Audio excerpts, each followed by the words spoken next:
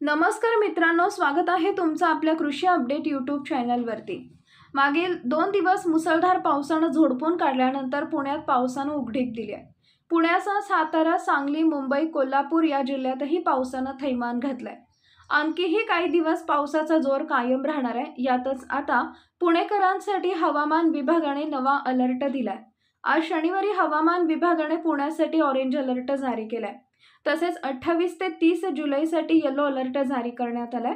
या दिवसात पुण्यात जोरदार पावसाची शक्यता आहे, त्यामुळे नागरिकांनी सतर्क राहावे असे आवाहन करण्यात आले।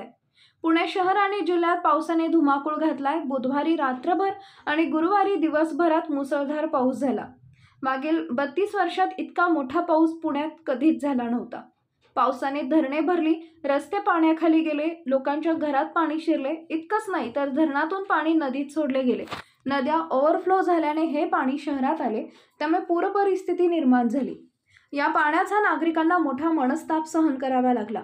आता 2 दिवसांपासून पावसाने विश्रांती घेतली आहे, त्यामुळे पुण्यातील जनजीवन पूर्वपदावर येत आहे। असे असले तरी पावसाची भीती मात्र कायम आहे। त्यातच आता हवामान विभागाने पुणेकरांची काळजी वाढवणारा अलर्ट दिलाय।